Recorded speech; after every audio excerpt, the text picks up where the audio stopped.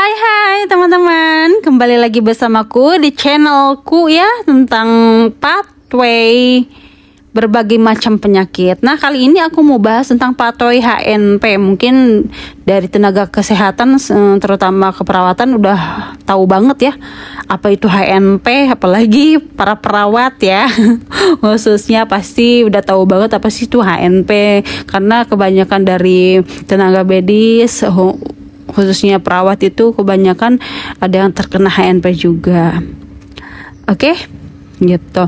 Apa sih HNP itu? Gitu. HNP itu hernia nucleus pulposus ya. Jadi penyebab utama yang terjadinya penyakit HNP ini karena adanya trauma dan stres fisik, ataupun bisa karena proses degeneratif atau penuaan.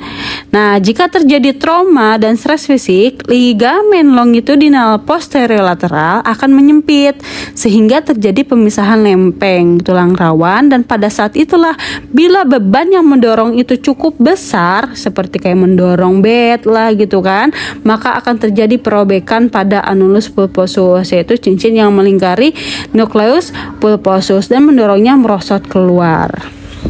Jadi biasanya ini karena mendorong beban yang secara rutin ya, jadi nggak cuma sekali dua kali doang gitu. Emang bener-bener sampai tiap hari mungkin dia suka mendorong beban. Biasanya kan perawat-perawat itu suka mendorong bed. Ada juga tuh rumah sakit yang tipenya ada tanjakannya, meskipun ya tanjakannya nggak terlalu nggak terlalu tinggi sih, tapi kan itu cukup bisa mendorong beban yang kuat juga gitu kan, apalagi kalau kita sendiri gitu kan, jaga shiftnya. Dan kalau itu dilakukan secara rutin bisa terjadi HNP juga gitu resikonya gitu. Nah, serabut annulus yang robek ini dan nukleus yang keluar ini menekan dan menjepit saraf spinal. Lalu jika terjadi tekanan hingga jepitan, pasti pasien HNP ini akan menerima respon nyeri. Itu nyerinya bukan main ya, pasti nyeri banget. Itu karena kan sampai saraf banget kan gitu, sampai dalam banget nyerinya. Itu mungkin skalanya pasti lebih tinggi lah daripada nyeri-nyeri yang lain gitu kan. Nah, terasa nyeri itu pasti pada lumbal biasanya ya. Maka diagnosa keperawatan yang dapat diangkat adalah nyeri. Begitu pula proses degeneratif mampu menurunkan kadar protein nucleus pulposus yang akan menimbulkan peningkatan intradistal sehingga serabut annulus robek dan nukleus keluar juga.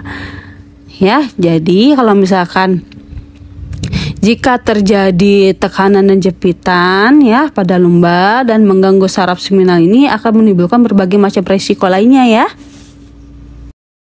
Nah, gangguan itu seperti gangguan saraf motorik. Ini karena terputusnya jaringan saraf di medula spinalis akan mengakibatkan kelumpuhan. Jadi HNP itu bukan hanya sekedar penyakit yang biasa ya.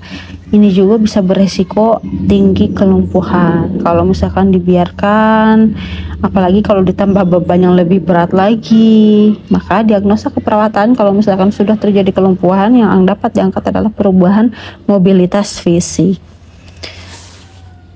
Lalu ini juga dapat mengganggu saraf parasimpatik ya, seperti gangguan pada fungsi rektum dan fungsi kandung kemih. Yang seperti kita ketahui, kalau misalkan sudah terjadinya gangguan pada fungsi rektum dan fungsi kandung kemih, pasti akan menimbulkan gangguan pada eliminasi urin dan defekasi. Maka diagnosa keperawatan yang dapat diangkat adalah perubahan eliminasi urin ataupun defekasi. Bisa juga terjadi pada gangguan pada saraf sensori karena adanya tekanan cairan intraspinal. Ini menimbulkan spinalnya shock spinal ya, yang berlarut ke penurunan kesadaran. Maka diagnosa keperawatan yang dapat diangkat adalah resiko tinggi cedera ya.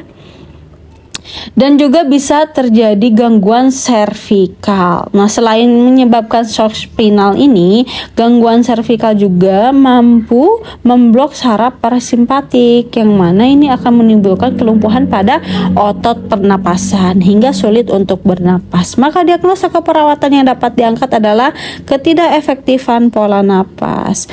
Oke, sekian dari aku penjelasan tentang pathway HNP-nya atau hernia nucleus pulposus. Jika ada kekeliruan dalam pemaparan materi bisa diisi kolom komentarnya biar kita saling cross check atau saling belajar ya.